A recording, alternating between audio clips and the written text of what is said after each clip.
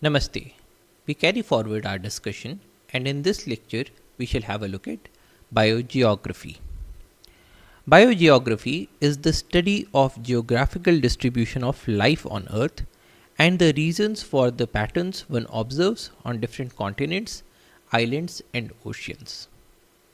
So, basically, when we use the term biogeography, we are interested in the geography of bio. Bio means living. So, when we talk about bio, we are talking about living things like plants and animals. So, in the case of biogeography, we ask the questions: what are the different plants and animals that are found in different locations of the earth? 2.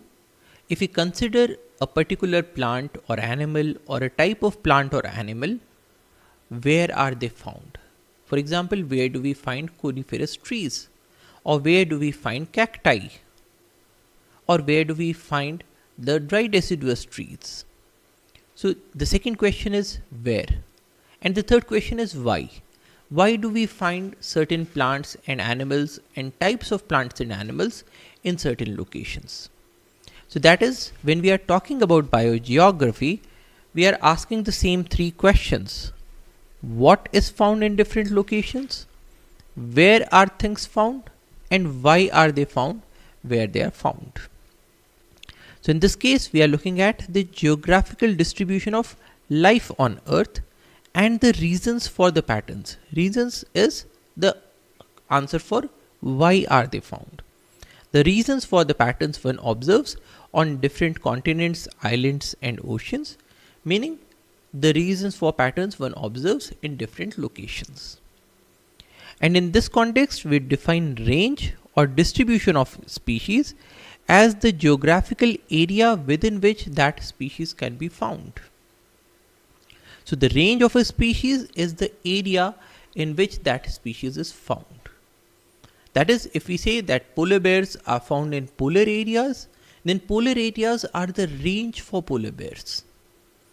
When we say that camels are found in deserts, then deserts are the range for camels. So range is the distribution of a species, the geographical area within which that species is found. And for most of the organisms, the distribution is limited. That is, the range of organisms is limited. When we talk about the range or distribution of a species such as the polar bear, we are alluding to the fact that these organisms have certain adaptations that make it possible for them to live in those areas. And they have or they lack those adaptations that would have enabled them to live in other areas. So for example, when we look at a polar bear, then you can look at certain adaptations that this animal has. If you look at the background is white in color because this is polar area, it is full of snow. And the animal also is white in color. Now this white color enables it to merge with the background and provides it with a certain amount of cover, which is known as a camouflage.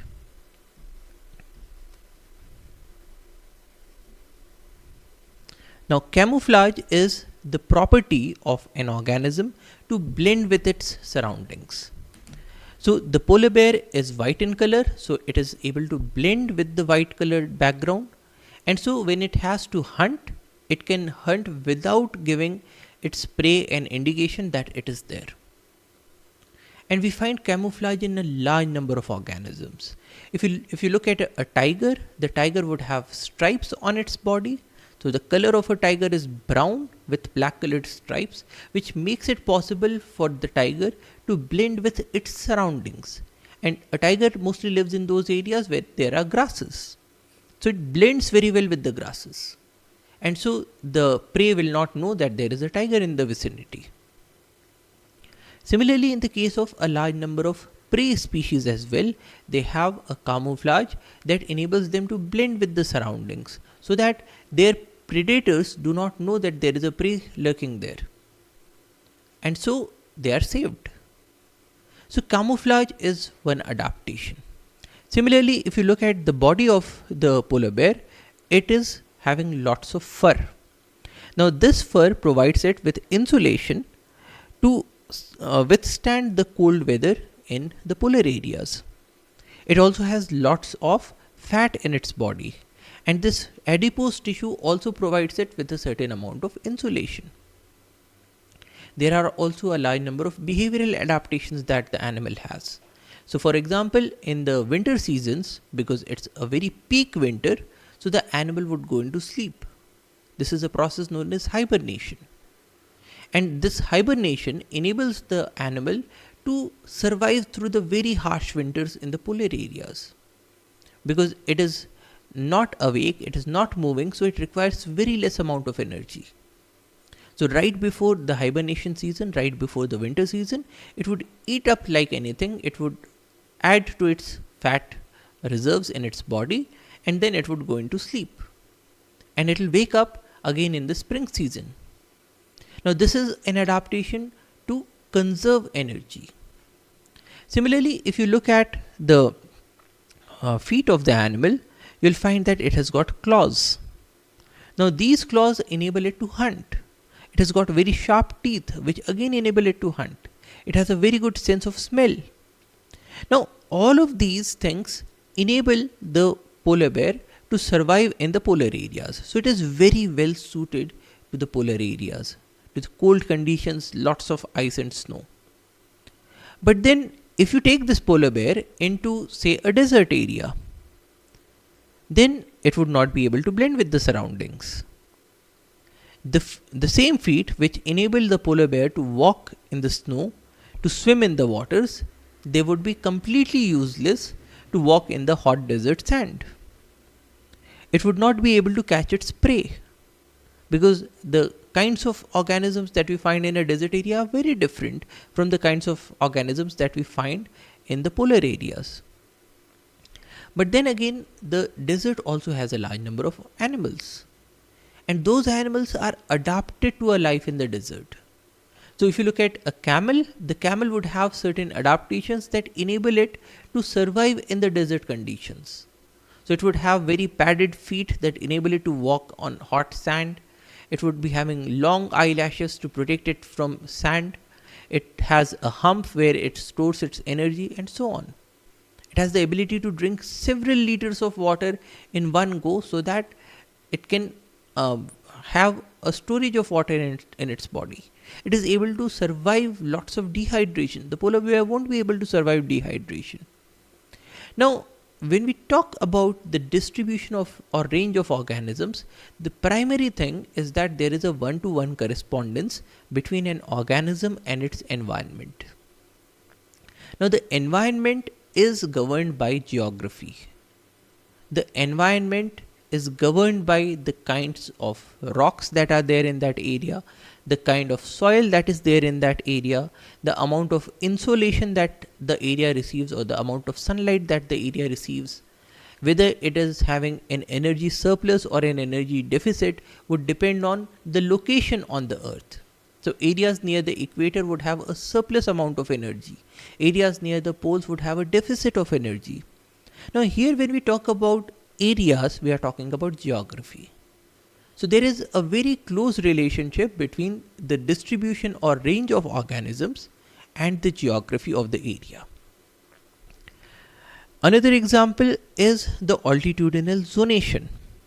So for example, if you have a location that is at a lower latitude, that is near the equator, and also at a low altitude, which means that the location is having a low height above the sea level. It's not a very high mountain area. Now in such conditions, we find tropical forests. Now tropical forests are those forests that are characterized by very tall trees that do not shed their leaves and a very dense canopy. Because in these tropical areas, we have lots of sunshine, so there is lots of energy that is available for the growth of plants, and there is lots of rainfall. Now in these areas, we will find tropical forests. But if we move upwards, That is, if there is a hill or a mountain, and in the same low latitude, that is near the equator, if we go high up the mountain, we will find a subtropical forest. That is what we are saying here, is that if there is a forest, if there is a mountain near the equator, so at the bottom we are getting the tropical forest, but at some more height we are getting subtropical forests. Now, why the name subtropical? Because we find the same forest at an altitude of 0 meters, but away from the equator. So we find these forests in the subtropics, and the kinds of plants and animals that we will find here is the same as the kind of plants and animals that we will find here. Now, if we move up even further, we will find warm temperate forests. That is, here we have warm temperate forests. Now we find the same warm temperate forests if you go to even higher latitudes. So we are finding that whether we go up or whether we move towards the poles, we find a very similar distribution of organisms, a very similar distribution of forests. So we have tropical forest, followed by subtropical, followed by warm temperate, then cold temperate, and then subarctic and arctic. And the same thing we find here. Now, if we take a position that is towards the poles, then again we will find the same altitudinal zonation, but we will lack the tropical forests. Then if we move even further towards the poles, we will lack the tropical and the subtropical forests. So at the sea level, we will have warm temperate forests, followed by cold temperate, followed by subarctic and arctic, and so on. Now, this altitudinal zonation is telling us that the primary characteristic of a forest is determined by the climate, because the only thing that is common between both of these areas is the climate. If you go from the equator towards the poles, it becomes colder and colder. Whereas at the equator, if you go higher and higher, it again becomes colder and colder. And so the climate is determining the kind of forest that you will have in that area. So this example tells us that there is a very close relationship between geography and the distribution of organisms, which is our premise of biogeography. So if you want to conserve these organisms, you will have to ensure that they are kept in those areas where the conditions are appropriate. Now, when we talk about appropriate conditions, we can talk about push and pull factors. Now, pull factors are those conditions that attract organisms to an area, such as availability of food or amiable climate. On the other hand, push factors are conditions that drive organisms away from an area, such as scarcity of food or inhospitable climate. That is, if we consider that animals are moving from place A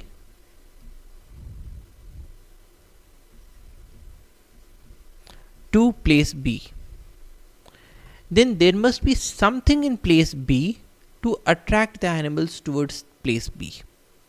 And such conditions could include things like a good climate, or plenty of food,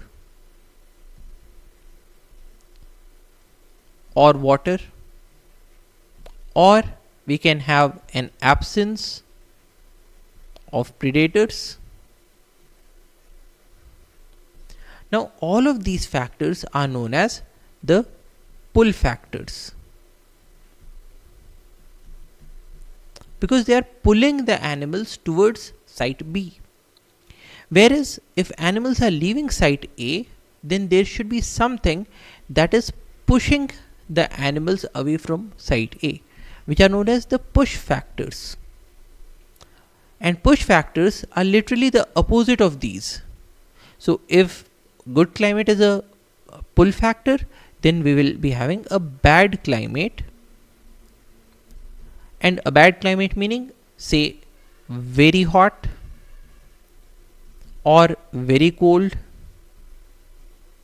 or very dry or very wet.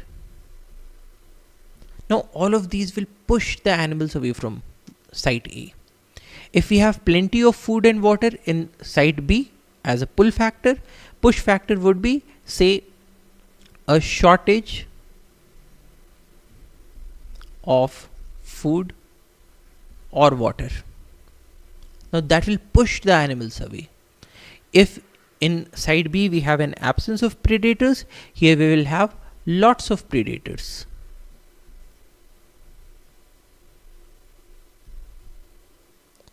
And with predators we can also have things like parasites, or we can also have things like diseases and so on.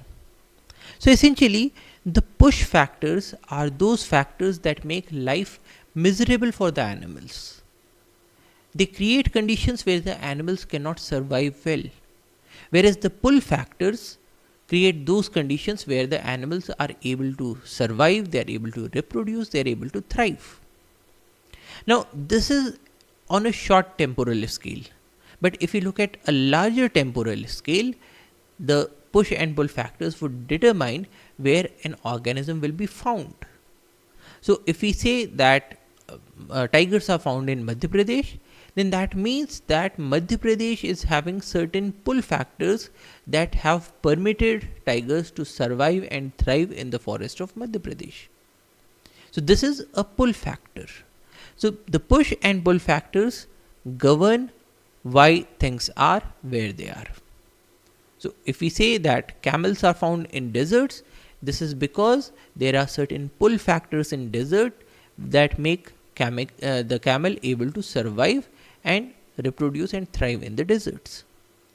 Whereas a camel is not found in, say, an equatorial forest or say a temperate forest, because there are certain push factors. Because the camel will be outcompeted by other organisms that are found in those climates, and so very soon the camel population will become locally extinct. It will be hunted out. But in the desert conditions, it does not have those predators. And so push and pull factors govern why things are where they are. Now we can look at this example from Shivalik Hills, and if we look at this mountain, we find that we have lots of vegetation on these slopes, but very less vegetation on these slopes. Now, why is that so? Here again, you can start to think on lines of push and pull factors. What are the conditions here that are pushing these plants away from the area? Now, when we say push, it does not mean literally pushing the animals away, because the plants are not motile organisms, but they are creating conditions where the plants are unable to survive. Now what can those conditions be? If you look at these slopes, then we find that these slopes are very well lit, meaning that there is lots of sunshine that is falling on these slopes. Now in the hilly areas, if you have lots of sunshine on a particular slope, it would mean that the soil here will get desiccated or dried in no time, because the rays of the sun are also going to heat up this soil and all the water will be lost as water vapor. So probably there is a shortage of water in that area. Whereas on these slopes, they are not that well lit, and so there is a bit more amount of water, probably sufficient water as to permit the survival and thriving of these plants in these areas. Similarly, if you look at these slopes, then we find that these are very steep slopes. Now, if you have a slope that is very steep, like this, then you won't find soil in this area, lots of soil, because any soil will slowly move down. But if you have a more gentle slope, then in those conditions you can have an accumulation of soil to a very large depth. And so it is also possible that in these slopes the amount of soil is so less as not to be able to support these trees. Whereas On these slopes, because these are a bit less steep, so more amount of soil can accumulate in these areas. So here again we can start to think on the lines of push and pull factors. And in fact, there are several physical and chemical factors that simultaneously govern tree lines in the hills. Now, tree line refers to the fact that if you have a hill, then you will find vegetation only till a particular line. So, all of these areas will be having vegetation or trees specifically. Whereas above this line, you will probably be having certain grasses, or it is also possible that these areas are completely denuded. There is no plant that grows in these areas. Now, this line above which trees are not found and below which we get trees is known as the tree line. Now, the question is, why do we have a tree line? That is, why do we have trees here and why don't we get trees here? Now, in this case, there are several factors that simultaneously govern the location and the presence of tree lines. Things like lack of soil, because typically any soil that gets formed on the upper slopes, it moves down. And so the upper slopes will be having less amount of soil and the bottom areas will be having more amount of soil. And if the soil is very less, then it will not be able to support trees. Things like drought, that is less amount of moisture that is available. Again, because if there is any water in this area, the water will also move down because of gravity. And so the upper areas are much drier. Or desiccation of leaves in the cold winter. So in the winter season, when you have the movement of winds, then the plants get desiccated, the plants also get dried, and then the plants die. Or we can have conditions like lack of snow exposing plants to winter drying, or excessive snow that lasts through the summer. Both are extreme conditions. If you have excessive snow throughout the year, then plants do not get liquid water, so they would not be able to survive. Whereas if you have certain locations where the amount of snow is a bit less, that is, you have plants that are adapted to living in cold conditions, but the amount of snow is a bit too less. Why? Because the snow has just moved away from that area, or probably the snowfall in the very higher echelons is lesser than the snowfall in the lower areas. In that case, the plants get dried up in the winters because there is no snow cover to protect them. And that again would govern the presence and location of the tree line. Or things like the length of the growing season. For how many months in a year do the plants receive sunlight? If it is very less, then probably the plants will not be able to survive. Or if you have a condition that for many months it is so cold, it is so dry that the plants do not get a growing season, then too probably they will not be able to survive, and so we will have an absence of trees. Rapid loss of heat during the night, which is very true in the case of higher altitudes. Excessive soil temperatures in the day, because once an area is denuded, once the area does not have a vegetation cover, then the sunlight will be able to heat that area very quickly. And so there will be excessive soil temperatures in the daytime because there is no vegetation to protect it. And that will become a vicious cycle, because the soil temperatures are so high that they now do not permit the plants to grow, which again results in a very high soil temperature, and so on. Mechanical aspect of high winds. At higher altitudes, we typically find faster winds. And so if there are any trees that are able to grow and survive, they will rapidly be uprooted, or these trees would break because of the pressure that is being applied by the high winds.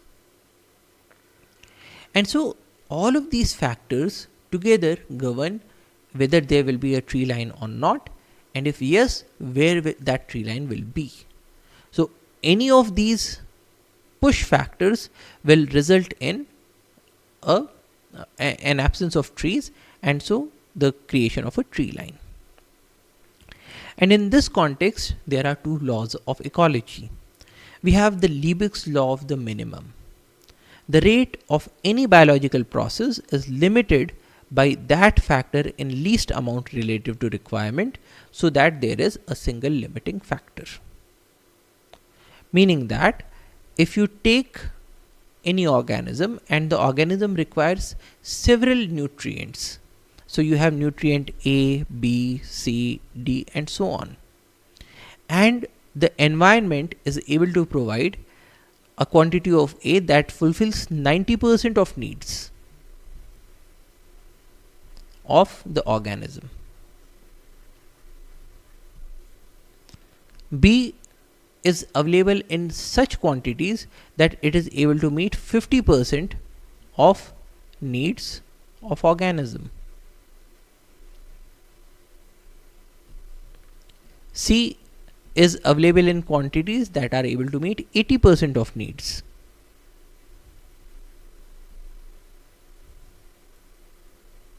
And D is suppose able to meet only 30% of needs of organism.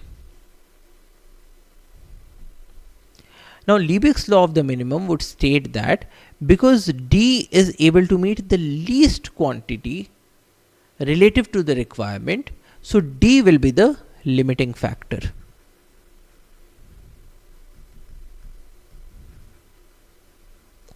And there is only one limiting factor, that is if you wanted to increase the amount of nutrients. So if this is the condition and you add more of A, that is not going to help in the growth of the organism, because A is already available in a quantity more than D. If you add more of B, that is not going to help. If you add more of C, that is not going to help. But if you add more of D, then the organism will start to flourish more. And this will increase till D becomes greater than 50%. At that stage, B will become the limiting factor. And so after that stage, you will have to add D and you will also have to add B. So that is the Liebig's law of the minimum. The rate of any biological process is limited by that factor in least amount relative to requirement, so that there is a single limiting factor. And a related rule is the Shelford's law of tolerance. The geographical distribution of a species will be controlled by that environmental factor for which the organism has the narrowest range of tolerance. That is, if an organism is able to survive without air for 2 minutes and the organism is able to survive without water for 5 hours, and in the surroundings or in the habitat there are certain locations that are anoxic locations, that is, they do not have sufficient oxygen or sufficient air, and there are other locations that do not have sufficient water. Now in that case, the distribution of the organism will be governed by the presence or absence of oxygen, because it has the narrowest range of tolerance for oxygen. In those locations where you have oxygen but the amount of water is less, it is possible that the organism will be shifting from one place to another to fulfill its requirements of water. But in those locations where oxygen is not there, it will probably not be able to fulfill the requirements. And so the geographical distribution of the species will be controlled by that environmental factor for which the organism has the narrowest range of tolerance. And when we talk about the range of tolerance for environmental factors, there are several things. So the range of tolerance could be, say, for temperature. So an organism is able to tolerate a temperature of, say, 30 degrees to 45 degrees. Or you can have a range of tolerance for humidity, or you can have a range of tolerance for, say, sunlight. So for each and every environmental factor, you can have a certain range of tolerance, and that environmental factor for which the organism has the narrowest range of tolerance, that will govern the geographical distribution of the species. So that is Shelford's law of tolerance. Now we have a look at what are the different push and pull factors that govern the distribution of different organisms. Now we have seen that push factors are those factors that push the organisms away. That is, they create a condition where the organism is unable to survive or reproduce or flourish. Whereas pull factors are good conditions, suitable conditions that pull organisms towards them, and they permit the organism to survive, to reproduce, and to flourish. So now we are going to have a look at certain push and pull factors. And the first one is a biological factor, that is allelopathy.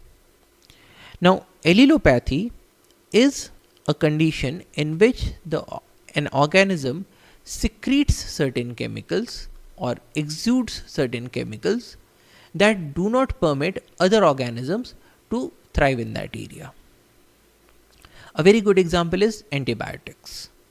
Now in the case of antibiotics, we know that penicillin is derived from a fungus of the Penicillium genus, say Penicillium notatum. Now in this case, the Penicillium notatum will secrete penicillin into its surroundings to kill off the bacteria in its surroundings. And we extract penicillin and we produce penicillin, and that can be used as an antibacterial drug. But its natural function is also the same, to kill off bacteria in the surroundings of the fungal colony. Similarly, if we look at, say, a teak forest. Now this is a teak forest in Harda Forest Division. So Harda Forest Division is in Madhya Pradesh, and in this forest division we have large swaths of teak forests. And in the case of teak, it is a dry deciduous species. Deciduous meaning that it sheds off its leaves in a certain season to conserve moisture. Now that is because the leaves have pores known as stomata, and these pores are playing a role in releasing water through the process of transpiration. Now in the summer seasons, or in those seasons where the plant needs to conserve moisture, it will shed the leaves so that there are no more stomata, and so there is no more transpiration or loss of water. Now it is observed that when the leaves fall down, together with the leaves there are also certain chemicals that are shed together with the leaves. So these leaves have certain chemicals that prevent the growth of other plants. So here if you look at the forest floor, you will find that there is hardly any plant growth. You do not find any herbs, you do not find any shrubs, or in any case you will find them in very low numbers. Now that is because of a chemical that the teak trees are releasing together with their dried leaves. So that is allelopathy. Now allelopathy acts as a push factor because it creates conditions here on the ground that do not permit the other plants to grow in this area, to survive in this area, to thrive in this area. So that is a push factor. Now how do we know that there is allelopathy? We do certain experiments, and so for example in this case we are looking at whether grass is doing an allelopathy on these plants. So what will we do? We will take two cultures. One is the culture of grass in the soil, and the second is a culture of the plants that we are trying to test. And we put water in the grass and we take the water away. We put water in the plants and we take the water away. Any excess that has moved through the pot is then drained away. Now in this case both of these are getting fresh water, and the grass is showing a good growth and these plants are also showing a good growth. So that is the first set of experiments. The second set of experiments is that we put fresh water on the grass, and the water that overflows, or the water that has passed through these grasses and the soil, that water is now put to the to the plants that are growing in the pot. And in this case, we find that the plants die out, which means that there is something in this uh, medium, there is something in this water that is killing off the plants. So there should be some chemical that is killing off the plants here. But then, is that chemical coming from the grass, or is that chemical coming from the soil? To test that, we do a third experiment, in which case we do not grow the grass, we just take soil, put water through it, and we put that water to these plants. And in this case, the plants are able to survive and grow. Now that would tell us that if the water is moving through the soil, it is not getting any such chemical that would kill off the plant. But if the water is moving through the roots of the grass, or if the water is moving through the grasses, then it gets certain chemicals that kill off the plants. So that means that the grass must be giving out something, because the only difference between this experiment and this experiment is the presence of grass here and the absence of grass here. So you add grass and the plants die. So the grass must be producing something. And the first experiment is a control experiment. Now similarly, when we have to show that these leaves are putting an allelopathic impact on the growth of other plants, we take these leaves, we create an extract of these leaves and put that to a medium where the other plants are growing. And if those plants die out, then that would mean that there is certain chemical in these leaves that is killing off the plants. So allelopathy is one push factor, and this is a biological push factor. Another biological push factor is predation. And in this case, we can look at this example of sea urchins and algae. Now, experimentally, it was found that if an area has more sea urchin, or if you add sea urchin to an area, then the amount of its prey, that is the algae, goes down. Now this is very similar to the case of, say, tigers and deer. If an area has more tigers, then the deer population would go down. If in an area you have deer population and you bring in tigers from outside, then too the deer population would go down. On the other hand, when you had less sea urchin, there was more algae. So similarly, if you have less number of tigers, then the deer population would grow faster. Now in such cases, the predator can govern the amount or the numbers of the prey. So the tiger can regulate the deer population, and similarly the sea urchin can regulate the algae population. And if an area has too many sea urchins, then you will not find algae in that area, because the sea urchins would finish off all the algae. Similarly, if an area has too many tigers, then probably you will not find any deer in that area because of overhunting. So in many cases, predation can govern the distribution and abundance of organisms. Predation is another push factor. But in certain other cases, there is just the opposite thing that happens, that the prey governs the distribution and abundance of the predator. And a very good example here is Drosophila pachia. Now this is a species of fruit fly that breeds in the stems of Seneca cactus.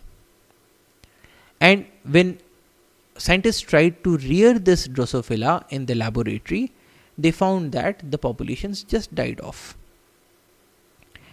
And to maintain the population, it was essential to put a piece of the Seneca cactus as a dietary supplement. That is, if you take a vial of food of Drosophila, and typically we rear Drosophila in a medium that contains, say, corn flour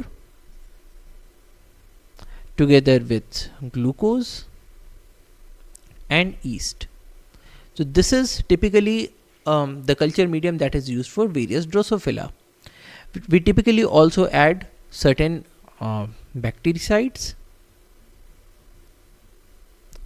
and we also add certain fungicides so that the population is kept free from bacteria and fungi, but the food is mostly this: corn flour, glucose and yeast. We take all of these three together, add water, boil it and pour it into vials, and then we put the flies inside and cover the top with cotton. So in that case, the flies are able to get oxygen, they are getting food, and so the flies are able to breed here inside. Now if we normally do this in laboratories all over the world, because Drosophila is a model organism. Model organism means that this is an organism that can be reared easily in the laboratory, it can be reared cheaply in the laboratory, and we can perform experiments on this organism, and we can gain certain insights that can be used for understanding other phenomena in other organisms. So for example, if you want to create a model of cancer, you cannot create a model of cancer in a human being because of ethical issues that are involved. So basically we create models of cancers or models of developmental disorders in these primitive organisms like Drosophila. So Drosophila is reared in many biological laboratories all over the world. But if we took the species Drosophila pachia and if we try to rear it in this laboratory medium, then the population just died off. And it required a piece of this Seneca cactus in the medium for it to be able to survive. Meaning that the Seneca cactus was providing it with certain very essential nutrients for its survival. And in the absence of the cactus, the larvae die. And it was found that this sterol, delta 7 stigmastin 3 beta ol, which is found in the cactus, can replace the cubes of cactus in the laboratory medium. That is, if you take this sterol and if you put that into this growth medium, then your Drosophila will be able to survive. So in this case, this sterol which the cactus was generating in its body, that is governing the distribution of the Drosophila. Meaning that in this case, the prey is governing the abundance and distribution of the predator. A similar example is, if in an area you have deer, you can have tigers. But in an area where you do not have deer or other prey of tiger, then you will not be able to have tigers in those areas. So not only does the predator govern the distribution and abundance of the prey, but in certain cases the prey can also govern the distribution and abundance of the predator. So this is a pull factor. If you have the prey, then only you will have the predator. So this is a pull factor, and this is a biological pull factor. Now, a push factor is interspecific competition. That is, if you consider an area that is occupied by a red-winged bird, and later on it was found that 5 days after, this much of the area was occupied by the blackbirds and the redwings were thrown into these outer periphery areas. Now in this case, the example being told is that certain organisms show an aggressive behavior and they push other organisms away. So if there is an organism that shows an aggressive behavior, that can become a push factor. A very good example in the case of humans is that when we take our cattle into the wildlife areas for grazing, we normally take our dogs with the cattle. We also take things like lathi sticks or even guns with us. And in that case, we push the wild animals away in a process that is known as habitat displacement. So we displace the wild animals away. So interspecific competition, in this case there is a competition between humans and the wild animals, and the humans are displacing the wild animals through aggression and through hunting. So in this case, interspecific competition can also govern the distribution. It will act as a push factor. In certain cases, there are behavioral factors that are involved, such as habitat selection. It is a hierarchical process of behavioral responses that may result in disproportionate use of habitats to influence survival and fitness of individuals. So, what does habitat selection mean? It means that while a bird, for example, can make a nest in different trees, but it will have a certain preference. So you can have a species of birds that prefers to lay its eggs in a nest that is built in a mango tree, and it does not prefer to make its nest in a peepal tree. Now you may think that okay, even in the case of a peepal tree, the bird is getting sufficient amount of protection, it is getting a very good amount of cover, and the peepal tree is strong enough to hold the nest. But still the bird will have certain behavioral preferences. And these behavioral preferences are known as habitat selection. So if two or more different habitats are available, the organisms prefer something behaviorally, and that is habitat selection. So habitat selection also acts as push and pull factor. So those habitats that are not selected, they become push areas, and those habitats that are selected through behavioral responses, they become pull areas. Other factors that govern the distribution are dispersal of organisms. Dispersal is the movement of individuals away from their place of birth or hatching or seed production into a new habitat or area to survive and reproduce. Now what does that mean? If we consider a tree that is growing on a piece of land, so this is our tree. Now the tree makes fruits, it makes seeds, and if all of these seeds were to fall down here, then the next generation would come up here in the shade of the mother plant. So in this case, the young ones will not be getting sufficient sunlight. At the same time, they will have to compete with the mother plant for other resources, because the mother plant is having an extensive root system. So in this case, the plants do not get sufficient sunlight, they do not get sufficient water, they do not get sufficient other nutrients, and in that case, these plants will not be able to show a good growth. It is also possible that in a short period of time, they will all die off. Now to prevent such a sorry state of affairs, we have the process of dispersal. So dispersal is the movement of organisms away. So if a seed falls here and if a young plant comes up here, then it is not competing with the mother plant. It is at a far off distance. So it is able to survive better. It will be able to grow into a tree and probably reproduce. So dispersal is the movement of individuals away from their place of birth or hatching or seed production into a new habitat or area to survive and reproduce. In the case of plants, this movement can occur because of wind. If certain seeds are small in size, if they have say a cottony ball with them, then they can move with wind, or they can move with the birds.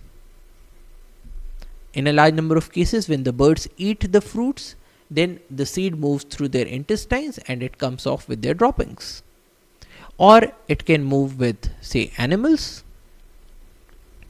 If there are certain seeds that are sticky, so they can stick to the fur of animals and they can move with the animals. So we have n number of modes of dispersal. And similarly, in the case of animals as well, there is a dispersal into newer areas. Now in this case, we are not talking about migration. There is a difference. Migration is the regular seasonal movement of animals. Migration is regular, it is seasonal. It happens only in certain seasons and often along fixed routes.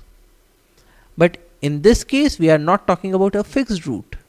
The seed can be dropped here, or say the seed can be dropped here. There is no fixed route. It is not seasonal. It is not regular. Migration happens to get better resources, which are the pull factors, or to shift away from harsh climates, which are the push factors. So we normally see migration, say in the case of birds. These demoisal cranes, they spend the winter seasons in our country because our winters are not that cold, and they spend the summer seasons in other countries because our summers are very warm. So you'll normally find them in huge flocks. So this is the picture from Jodhpur, this is another flock from Jodhpur, and in these cases you will find a large number of birds, and they are moving regularly, they are moving seasonally. So they move at the start of summer and winter seasons, often along fixed routes. So their migration pathways are well determined. So this is a regular movement. So this is migration, but we are talking about dispersal. Now dispersal can happen through three different modes. We have diffusion, jump dispersal, and secular dispersal. Diffusion is gradual movement over several generations, often across hospitable terrain, such as movement of lions across the Gir landscape. Or in the case of this tree, we can say that there is a large span of land that is available. You have one tree here, and say after 10 years you start to find trees here and here. Then after 20 more years this tree has spread to this much area. So there is a gradual movement over several generations, and that is diffusion. Gradual movement over several generations, often across hospitable terrain, because if you took the seeds of this tree and if you manually put it here, then you will have a tree that grows up here as well. But then because there is nobody to take the seeds to the other areas, so the natural process will happen very slowly. So that is diffusion. Another is jump dispersal, quick movement over large distances, often across unsuitable terrain, such as dispersal of zebra mussel through ballast water. Now in this case what happens is that the zebra mussel can survive in freshwater areas. So you have a freshwater lake here and you have a freshwater lake here, but in between you have the salty ocean. Now in this case, the mussel, if it went into the salty waters, it would die. So what it does is that it hitches a ride. That is, if there is a ship that has to move from this location to this location, then it would get into the ballast water of this ship, and together with the ship it would move through the ocean to this location. And when the ballast water is taken out, then the mussel will be able to propagate in these areas. So in this case, this is a very fast movement because it is happening on a ship and through inhospitable terrain, because here you have a saline water. So that is jump dispersal, quick movement over large distances, often across unsuitable terrains. And the third one is secular dispersal, which is diffusion, but that is happening in evolutionary time. And in this case, the migrants are divergent from the original population, such as the dispersal of humans out of Africa.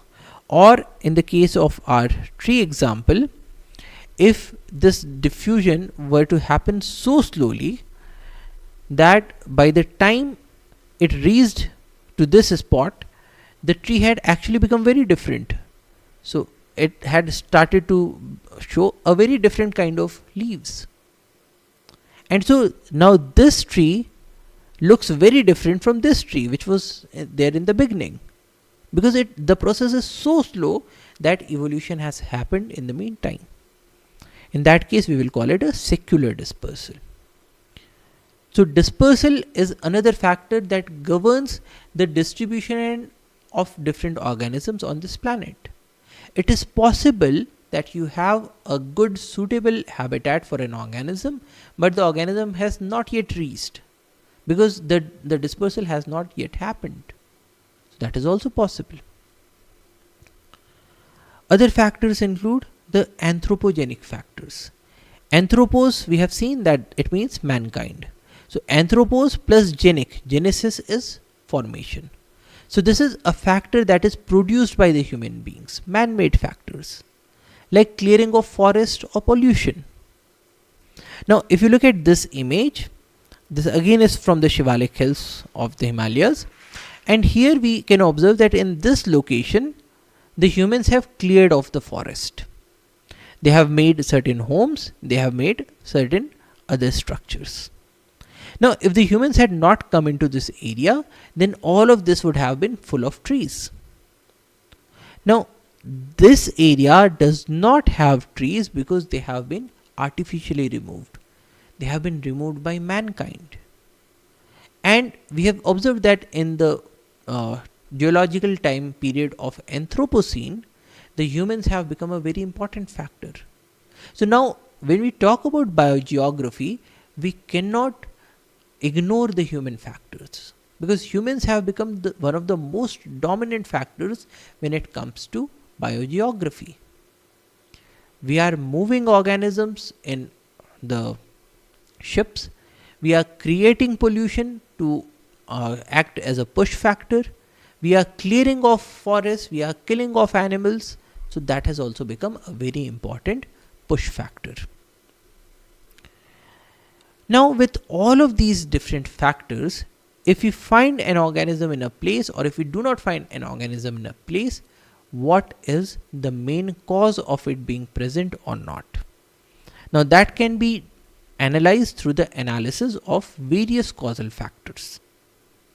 In certain cases, species are not present because the area itself is inaccessible, which would mean that the species has not dispersed to that area. So dispersal can be a causal factor. If not, if the area is accessible but still species are not coming, it could be because of behavioral factors. The species just do not prefer that area. If behavioral factors are also ruled out, then it is possible that there are certain biotic factors. There is predation that is happening. There is lots of predators.